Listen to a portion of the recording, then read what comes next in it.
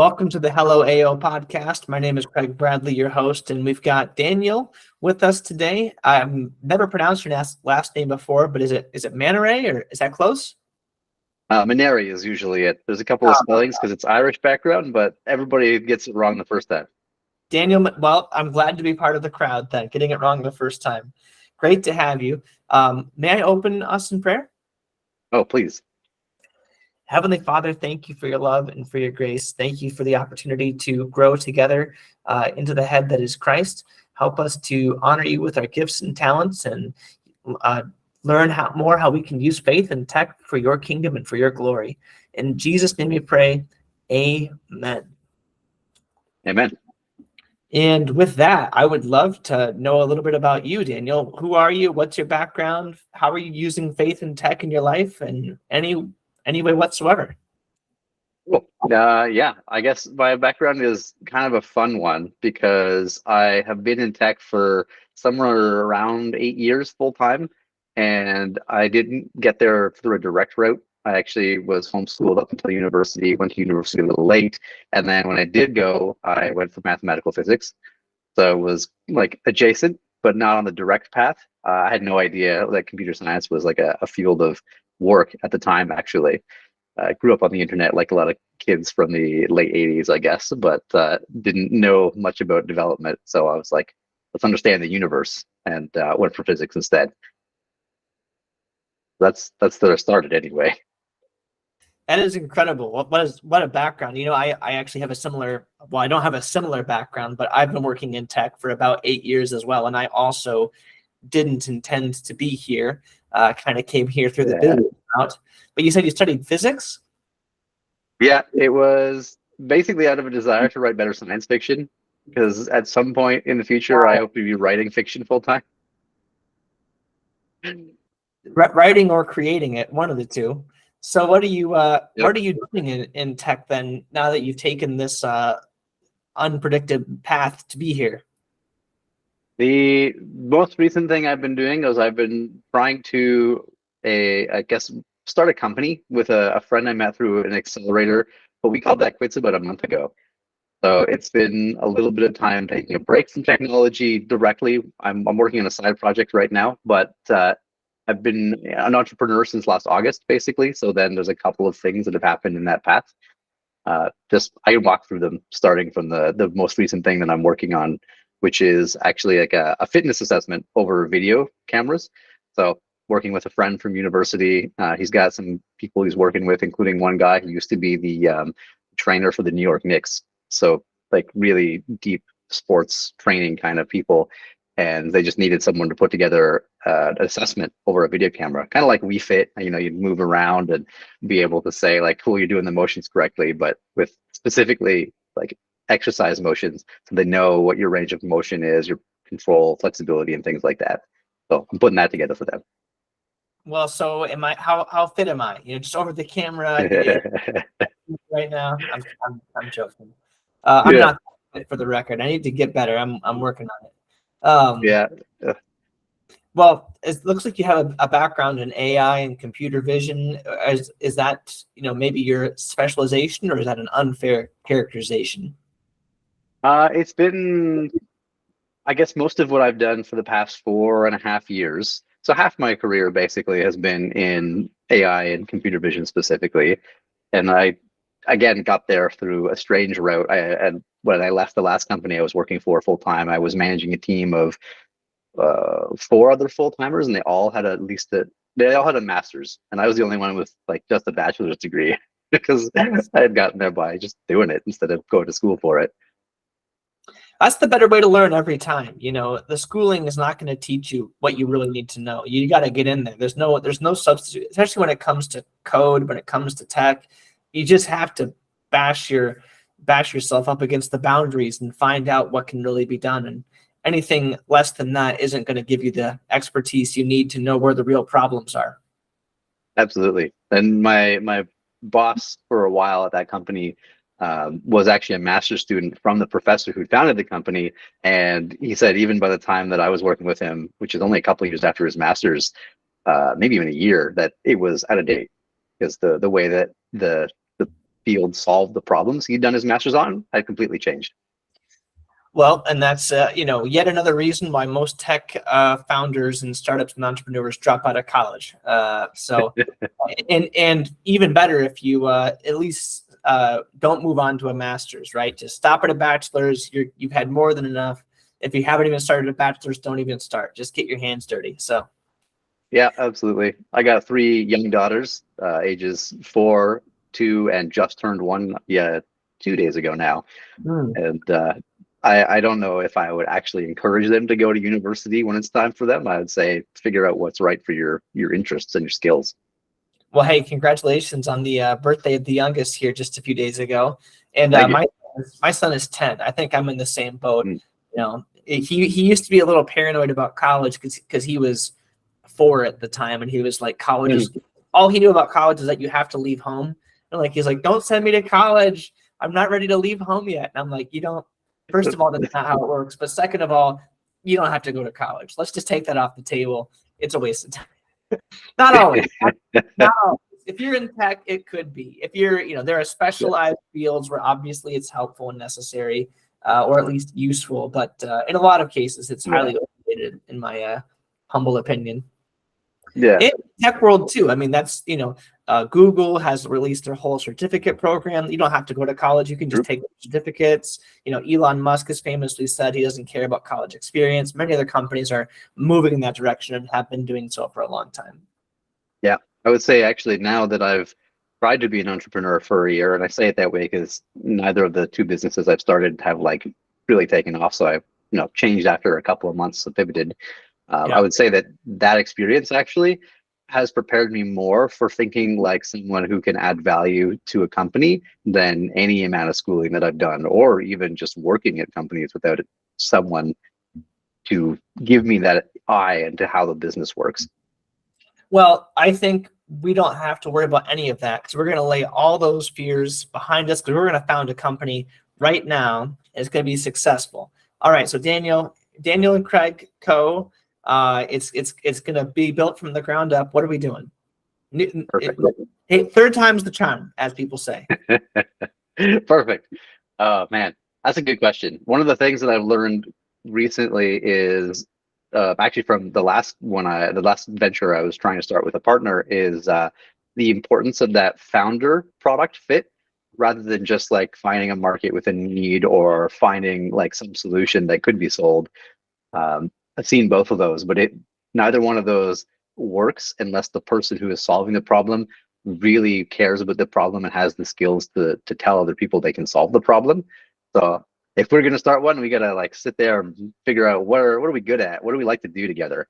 Wow. I have never heard the phrase founder product fit. That is, it's so true though. That's such an obvious, thing once you say now it. In hindsight. Yeah. Well, I guess I'll give you a pop quiz as my co-founder here. Do you know what the largest indicator of success in a new venture is? Assuming you have founder product fit. Let's assume that. What's the largest indicator of success of any new venture? I'll make this multiple choice for you, if that's okay. Yeah. All right. Okay. So is it the business model? Is it the team? Is it the funding? Or is it the timing? Or you could say fifth, the idea. I kind of am looping the idea and the business model together. So let's just say idea, business model, combination, team, funding, or timing. I think intuitively I would say timing, because the best team at the wrong time is going to make a product that's ahead of its time. And, we have Microsoft's Zune to thank for, I guess, the iPhone or iPod's success later when they did it at the right time. Other things were better too, but I think timing is probably the best thing. You are absolutely correct. So there was studies done by a number of research groups into the entrepreneurial space, and timing beats everything else as far as determining the success of a venture. Of course, having timing is a challenge. But for example, if you were selling face masks in 2020, you were doing great. No matter if you had a face mask selling business before 2020 began, at the end of 2020, you were doing a lot better off, right? And some timing you can predict and some timing you can't. That's just the nature of life. But that is the largest indicator of success. Absolutely. Yeah. And I think that's actually one of the big reasons why I killed the last business, because we were doing um, cameras on manufacturing lines for quality control. So like my partner came from Toyota, had put on cameras on their line to say like the parts are assembled correctly, parts are missing. This vehicle was supposed to be ordered with like red doors, it got yellow doors or something. I don't know, those kind of things. And manufacturing is having a really bad couple of years right now. The pandemic has really slowed everything down, and nobody spends money on quality when budgets are tight. So Yeah. not the best time. That's a great analogy. You know, I've had some failed startups and ventures in my own past. You know, for me it wasn't timing; it was a misunderstanding of tech. We tried to do a like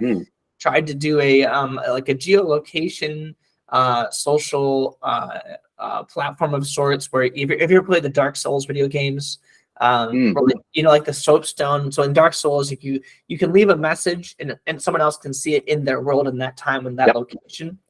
And so the idea was to like turn the world, the world into a place where anyone could leave messages on a building, and then you could have like a social media experience overlaid over the real world.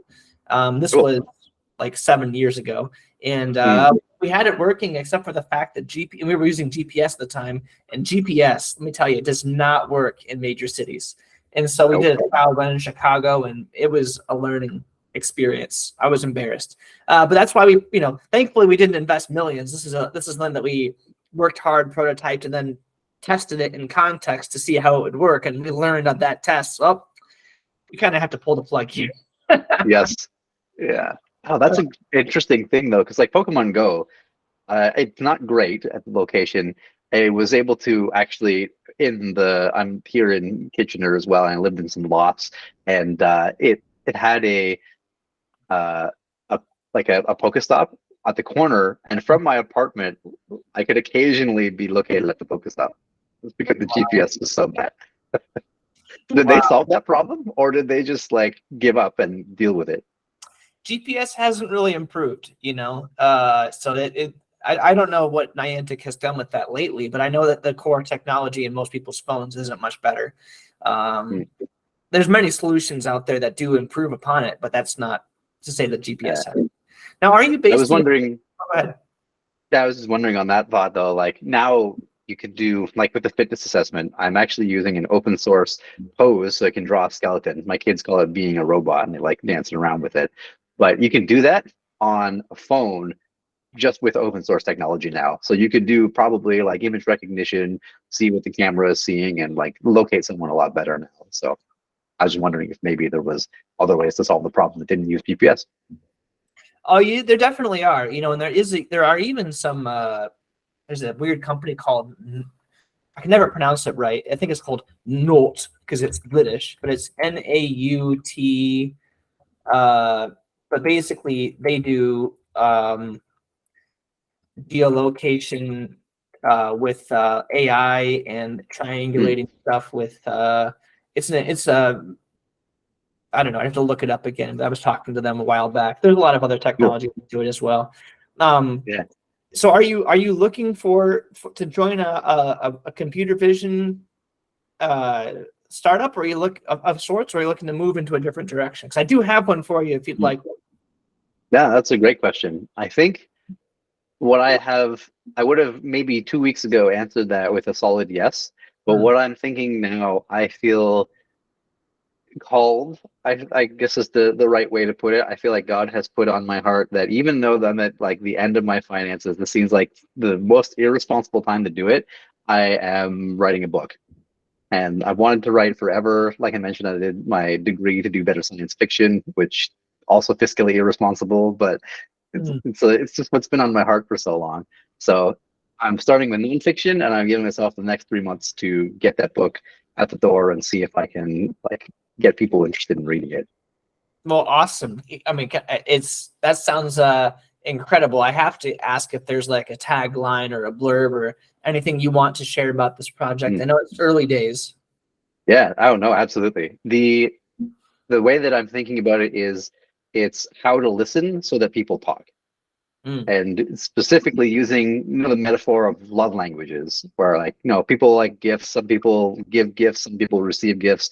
If you give me a gift, I'm like, how do I fit this into my life? Like, it's not my love language.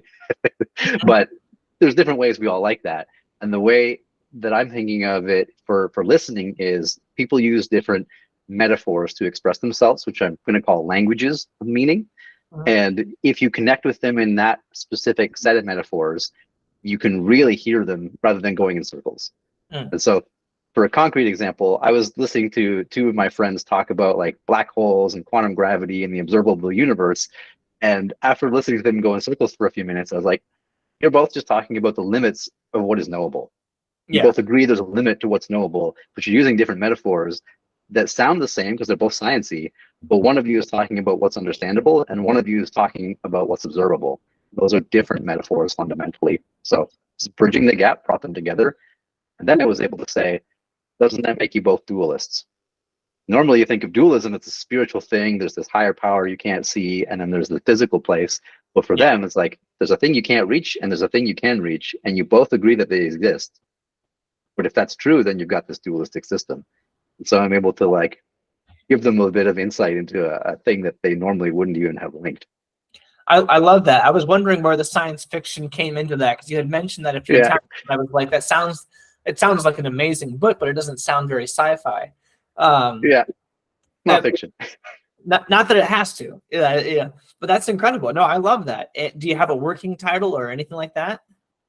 I was just thinking of calling it 7 Languages of Meaning, because there's 7 basic things I've identified, and then that subtitle of how to listen so people will talk. I love it, man. I've contemplated writing similar works on, not on that specific subject, but on just like fundamental truths of the universe. I'll give you one little thing I had written. This was I was throwing this out there in a way that it makes sense to me. I don't know if other people could see it this way, but this is my proof that God exists using only logical reasoning. And if the first like 4 or 5 steps of this are going to be common. First of all, we exist. So Descartes, I think, therefore I am. The only thing that we can really know is the fact that we are experiencing things reliably. If you're going with that, approach and that worldview where only what's observable and experienceable is what you can rely upon. Well, if that's where you're at, then let's assume that I exist. And if I don't exist, then I can't even have a conversation about this. So let's assume I exist. I know experientially that I have not always existed. Therefore, I did not exist at one point in time, and now I exist. And people could have different worldviews and different religions that would say different things, but this is my experience. My experience is all I have to go on in this setting. So my experience is that I did not always exist, and now I exist. In my experience is that everything I observe also did not always exist and now exists. Well, for anything to exist, it has to have been created. But then what created that? And then what created that? And then what created that? You come back to that problem where no matter what, you have to have an infinitely existing thing that didn't need to be created. So going through a logic chain here, I exist. I didn't always exist. Therefore, something infinite exists that created things that exist temporally. You need to have those steps. Well, the next leap is one I haven't heard anyone make, and so my own assertion was the next is that you can't have, and maybe I'm sure it's a big world. Someone else has said this, and I haven't heard this. It's new to me. You can't have anything. You can't have an infinitely existing thing that isn't perfect, because to exist infinitely is to have all of your qualities amplified to infinity, and any imperfection in an infinite being would cause self-destruction, and would cause that being to explode or to implode or whatever, and therefore it couldn't infinitely exist. So for an infinitely existing, pre-existing being that wasn't created, that being has to be perfect. Now that being could create things that could exist infinitely, that could have imperfections, perhaps, but that being itself, the one that created all things and infinitely existed before anything else was made, that thing has to be perfect. Well, there's one other thing we can know about that infinitely existing perfect pre-existing being. The other thing we know about that being is it has to be multiple entities or multiple persons. So if you have a pre-existing perfect being that exists in infinite time and space, if it's a single entity being, it will be static. It will be perfect. It will exist infinitely, but it will never change in such a way that it would then decide to do something new. And so an infinitely pre-existing being would exist perfectly forever, but it wouldn't do anything new. It would just stay in a static state. So there has to be some kind of exchange of states.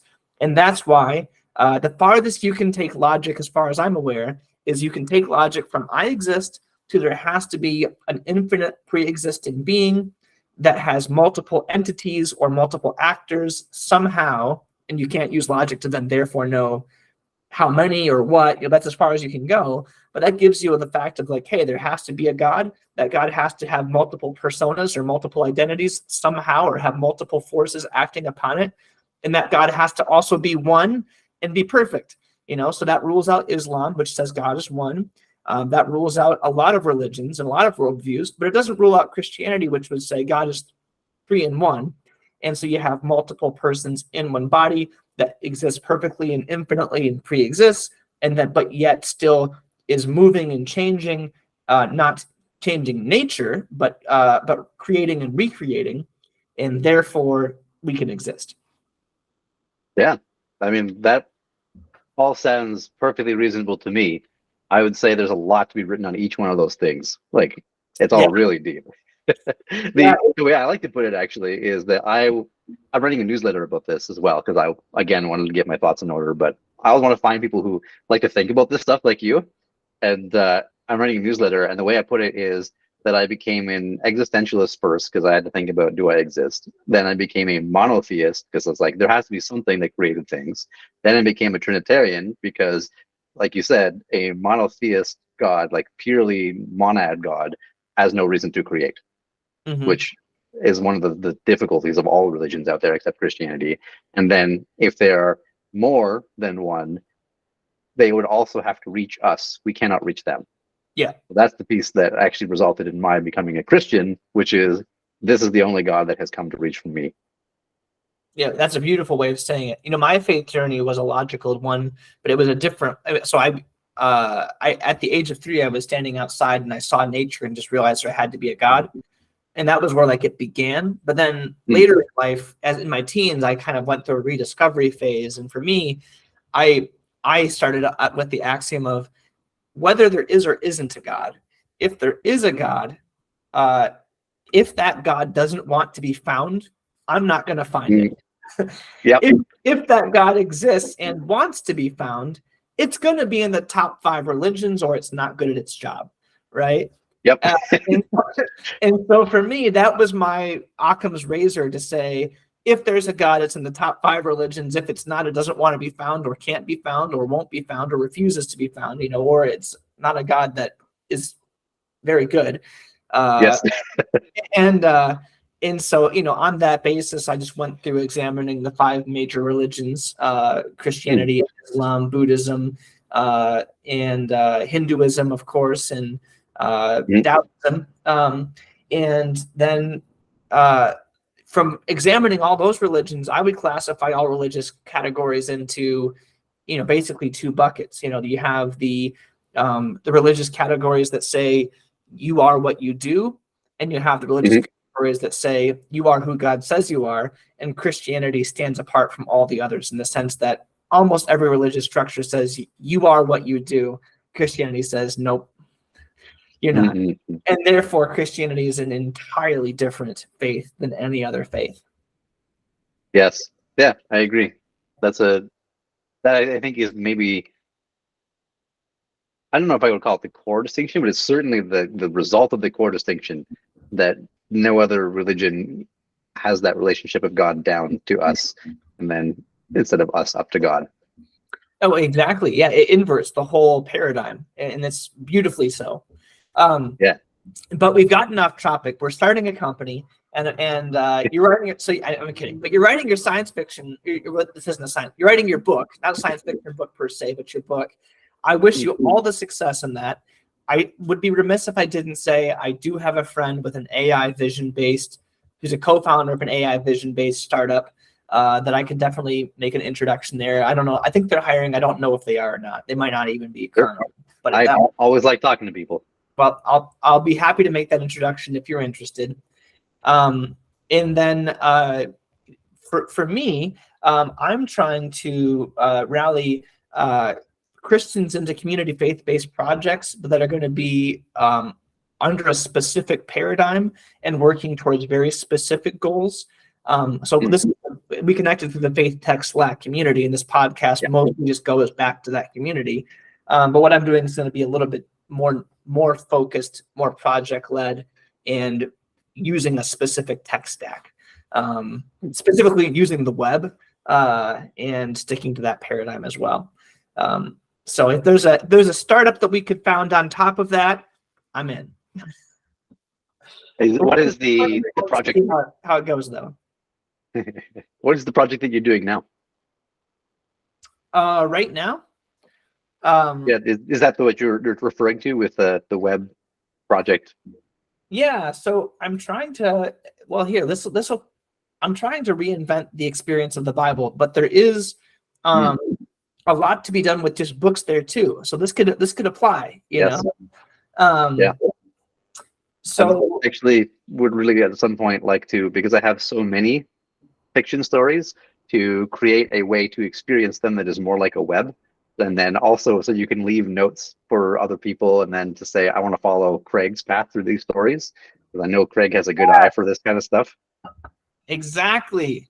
See, this is it. So we're on the same journey. We've already founded our startup. We're working on rethinking interactive media and experiences for ambient intelligence. You know, how do you take an experience and turn it into an ambient user experience where users can come at it from any device or context and travel from one user story to the next and have a holistic experience by themselves or collaboratively with others? Because sometimes you want to take what's a sci-fi book that 7 people read at the same time? I've never seen that, or there's so much possibility there. So hey, we did it. Yeah. Good. Yeah, no, that'd be a fun startup to do. I can show you a little bit of what I'm working on if it'd help for any inspiration, just to spear a conversation. Most of these podcasts are not about me or what I do at all, but I do think it would be helpful in this context if you're okay with it. Yeah, please. Okay. So this is my Miro board so I'm the executive director of AO Lab, which is a 501c3 nonprofit. And we've been working since October of last year on this. And I'm just going to load a few things here. I'll go back to the journey a little bit. So we started beginning with, we started by actually making an API. I should take this over here for just a second. So we wanted to see how could we make the Bible experience equipped for all of the stuff that we just described, for ambient intelligence, for all sorts of contexts. And so we made a API here and managed to speak to the Berean Bible team. And this is probably the greatest accomplishment of my life that I've been a part of in any way, shape, or form. But myself, along with John from Copy.Church, which is a great resource for those looking to find out how free use the Bible is or isn't. There's a lot of stuff.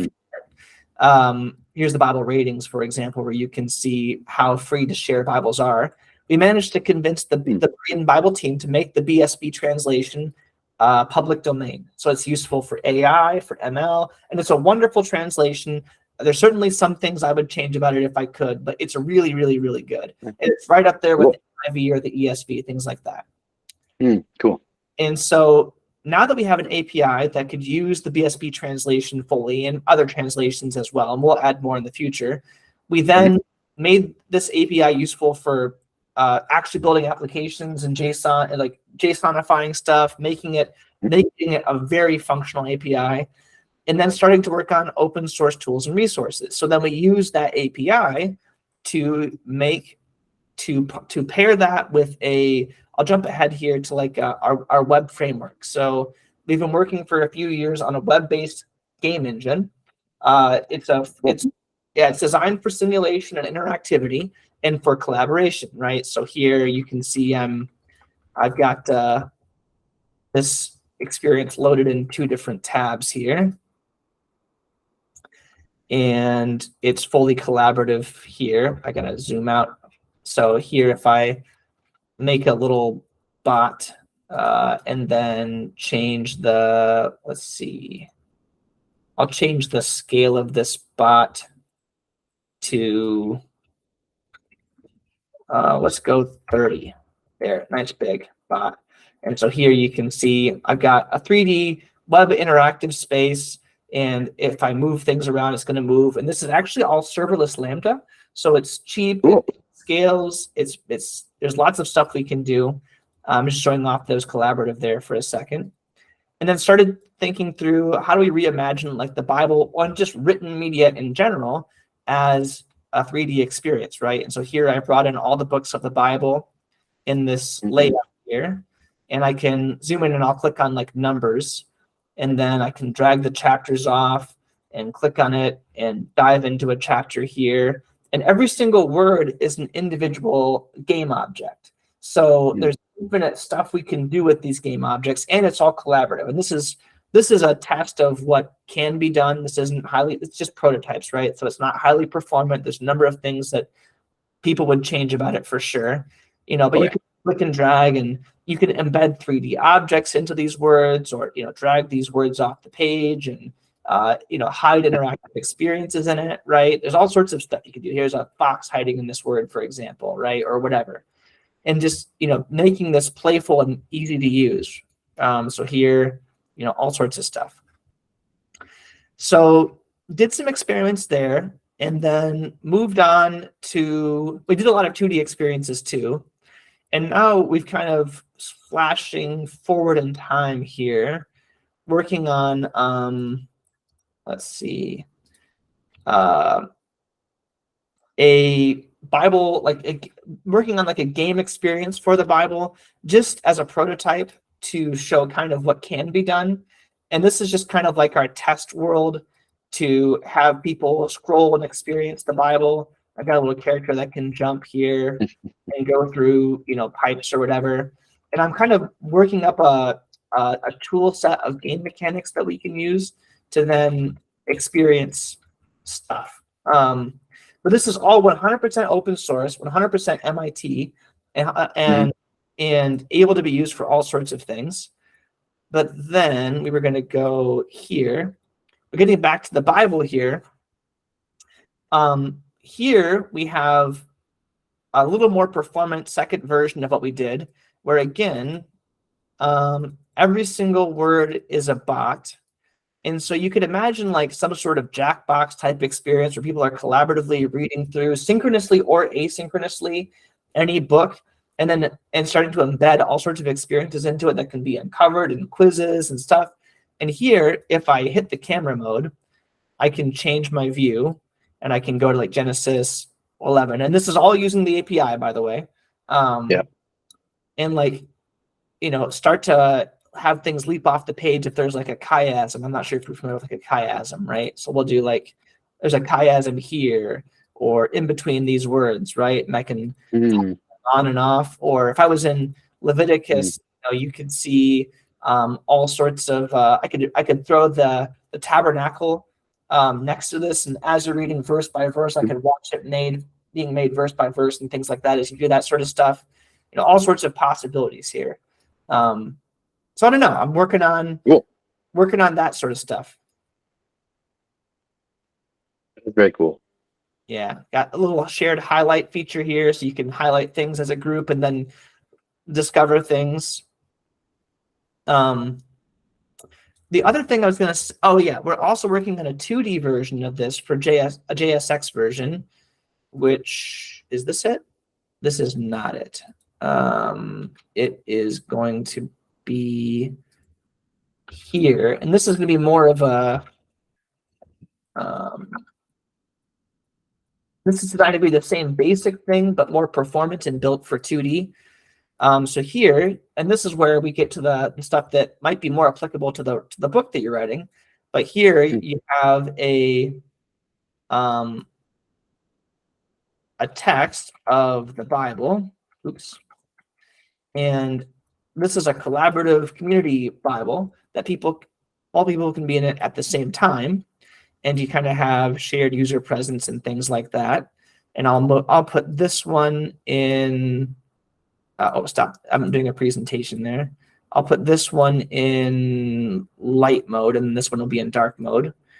And here you can see user presence. So if I click on verse 5, I can see someone's here. If I go to, Habakkuk at 6 or Zechariah 6 here, I can see, oh, hey, someone's hanging out I'm in Matthew chapter 1, and I can see, someone else is hanging out in Zechariah 6 and just jump to where they are, or lead people through an experience here, and then embed notes and questions and all that sort of stuff.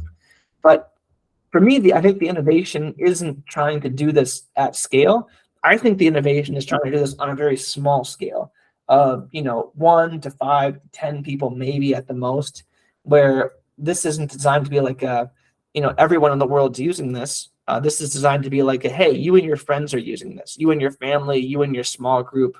And this unique deployment of this experience is persistent, but it's persistent only for you and your friends, right? And so that sort of the stuff. I don't know.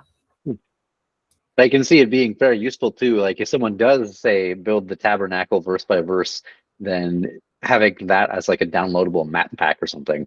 So I would definitely want to see that, or walk my kids through it or something like that without having to build it myself. Well, exactly. So the framework there is any GLB, you can just drag and drop right in. Any GLB or a GLTF, so if someone has that stuff, you can just literally just drag and drop it in. We also have GIS and other stuff built in. There's all sorts of weird stuff that we're working on. It's a work in progress. But the goal is to make things that are interoperable, because everything that you saw, I can just download it as JSON, right? And then just redeploy it with a single click and drag.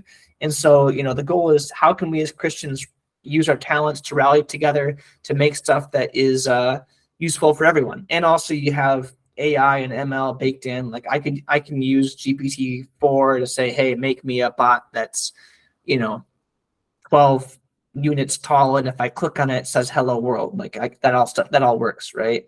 Yep. But there's so much things that could be done, and no one's working on hardly any of it other than just the very small team. And we've kind of been going in stealth mode right now.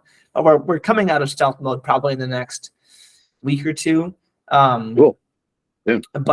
But right now I'm just looking for any Christian that wants to use any technological talent for Christ to say like, hey, we don't have to do everything with this framework, but if we can stick to a web-based framework, and if we can stick to interoperable JSON, we can enable the whole Christian community to work together. Like we could do an experience where hey, we're going to do a digital Bible for 2023, and we're looking for the community to submit, one song per book, one 3D game per book, one 10 works of art per book, and 3D assets for every chapter. And then everything that's submitted will be 100% public domain or open source MIT, so any church can use it for any purpose. And then at the end of that, hey, 2023 is done. We're starting over for 2024. Who wants to help? And we're going to have this library of assets that we're building up over time that are not just useful to look at, but actually practical. You can do stuff with it for real, right? And I forgot to mention that it all works offline and off grid too. So there's all sorts of stuff. That's pretty cool, actually. So like I could imagine, the working title of the seven languages of meaning. I could see like working title, seven languages of meaning. Here's the printed copy, or here's the 2023 cohort edition copy, where you and your friends, it prompts you to read a chapter a week, and then prompts, and then it is asking as you're going ahead, if you highlight a verse, you and your friends are seeing that highlight, drop a question, drop a comment in, and then get together and then discuss, right? And then get together, it just says, hey, are you together? and you say yes, then it says, great, we're assigning the host randomly to be this person. Your question for the group is this. Ask the question. The host asks the question, everyone talks, then it goes, great, we're moving to the next device. Boop, the next person's phone says, okay, now ask. Now, it's like the coach just walks them through that. Like, we could do all this stuff. It's not that hard, actually. Yeah, I actually really enjoy the book club format. And as part of my newsletter, I'm starting a book club on Viktor Frankl's Man's Search for Meaning next month. And Wow. it's just paper copies, of course, or digital, whatever you get. But having the shared questions is really helpful. And then even being able to say, like, hey, here's the question. Now I found this little paragraph over here that relates to the question. I found this paragraph over here that relates to the question. And when I want to see the question, and I see all these things I've highlighted related to the question, that'd be really helpful. Then I don't have to go back and look at my notebook and see what did I highlight. Well, if you're a developer that's listening to this and you want to help make this stuff, I'm speaking to the audience now, or to you, Dane, of course, hey, reach out, because if we can make these tools, everyone can use them and benefit from them, and open source, MIT, all that stuff, but we can use it for the Bible as well. And this is one of those things where, yeah, all of those tools exist in other mediums and other formats, but they're not interoperable. You can't just use them with scripture, and you can't use them with no strings attached. But if we can make it using JSX or Preact or a few other TypeScript, that sort of stuff, and we can deploy it in this sort of a format, in this sort of a context, any church could use it in theory in the next, maybe even within the year. So food for thought. Yeah, I feel like it would be the kind of thing where you could then invite people who write devotionals or something like that. And if you could even embed it on a web page to say, like, I wrote a devotional, here's how to go and read the stuff that I'm talking about as I'm talking about it. Like, there's so many opportunities. It has to be shareable via a link, right? And if you even if you take your book, right, and if you make that digital in this format and just say, hey, we're going to make it so that I'm going to set some rules around this book that wherever you enter the book, if you're using a link from my social media page, you can read one chapter ahead or one chapter behind of wherever the link is. I'm making something up, but then they make content on social media and be like, hey, today we're talking about this language of meaning. Here's like 3 things you might not have known. If you'd like to study further, click this playlist. It's going to take you to that chapter. You can peruse it for a little bit. If you want the book, here it is, right? All those sorts of things. So that is a great idea. I like it. Well, the ideas are easy. It's the doing it that's hard. Very true. Yes. But with the right community, we can do it. I will say one more thing. I am intensely fascinated about making this accessible by embedding it in physical objects. So here, for example, is a bookmark that if you just scan it, it loads up the world of the Bible and say, hey, here's there's some physical object that could be useful with this language of meaning thing that could clue someone in to be like, hey, there's a moment in my life where I'm going to need to reflect upon this and come back to this because this is so foundational, right? Maybe a coffee coaster, like something where it's like it's in your living room and you want to scan it and be like, hey, remind me of what languages you're having a conflict with someone. You're like, man, we're talking past each other, scan it and run me through a scenario, right? I'm thinking making stuff up, but that's the sort of stuff that we've done. Yeah, no, that actually, I was trying to think of how to build a new habit around it because I encountered the acronym LOVE recently for how to think about things before you respond. And it is listen, observe, value, and encourage. It's like, okay, great. I've got this really easy acronym. I need to make sure that I'm listening to what they're saying, which is where the language part comes in, observing how they're communicating and what they're feeling, then make sure that I'm valuing what they value, because if I don't know what they value, then I don't have the right to respond to them. And then I should encourage them with what's positive and good so that we can direct the conversation and build each other up. So if I'm hearing you correctly, it sounds like we should listen, observe, value, and encourage. Is that absolutely? I was using the L there. That's good. Yeah. No, I love that. That's a wonderful acronym. I've never heard that before. And I even as I was saying that, I was like, well, LOVE. What was the? Got it. Listen, observe, value, encourage. That's a really, really good acronym. That's powerful, man. Patent. It is. I'm patenting it. It's not mine. I downloaded it at the end actually of a small book called "The Burden Is Light" by John Tyson, and he Mm, just basically has, I think, 9 devotionals on conflicting worldly values and Christian values. mm. And at the end of it, he talks about that acronym as a way to think about engaging with people, and to be encouraging. And I was like, man, this was worth the whole book, but I had to read 200 pages to get here. Well, hey, I thank you for saving me the time. That is a gift. Still a good book. No, good, good. Well, do you have, since we're on the topic of books, and we are coming up on the close here, since I do have some conflicts, and I know that you had a busy day as well.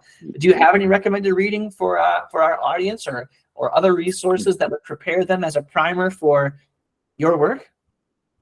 Um, I'm still looking for things that are in the neighborhood of what I'm doing, actually, because I grew up in a very isolated setting.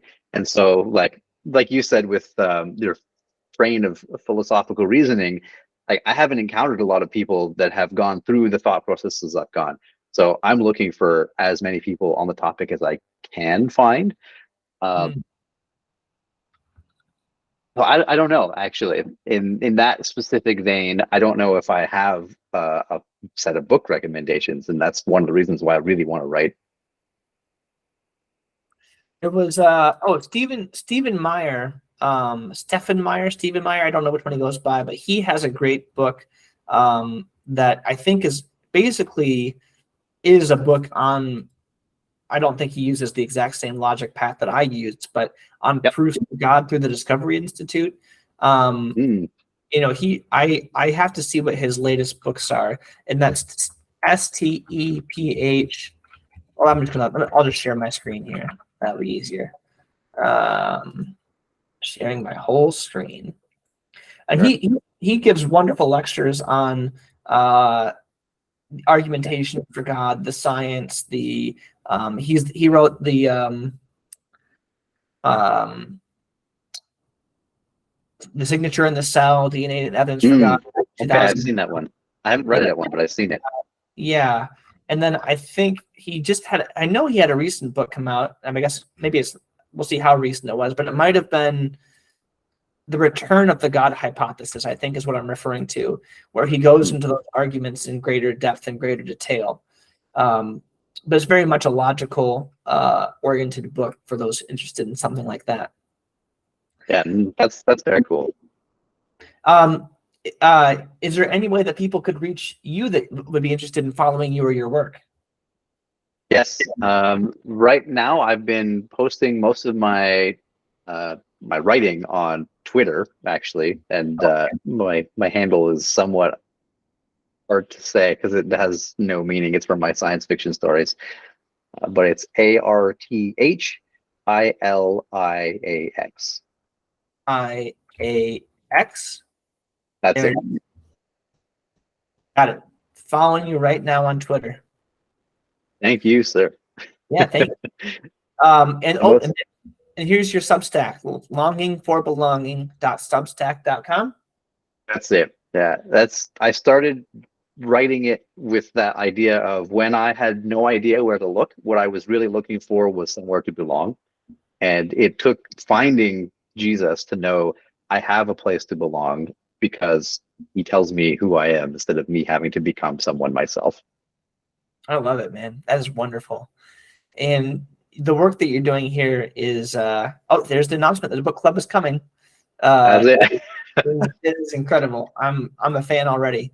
I'm gonna follow. I'm gonna stay close in touch, and I want to offer if anyone wants to get in touch with me.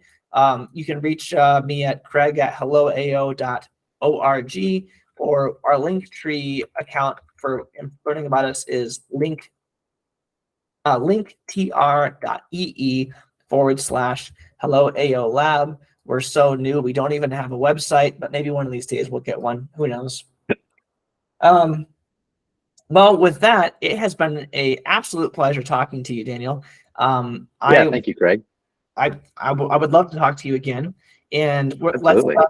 let's reconnect on all of the startups. Absolutely, yeah, that would be awesome. And I feel like I have many more things to ask you about the philosophical side of things and the communication side of things as well. Well, likewise. And so that's all the more reason to talk again. Absolutely. Thanks so much, Greg. Cheers and God bless. God bless you too. Thank you. Bye.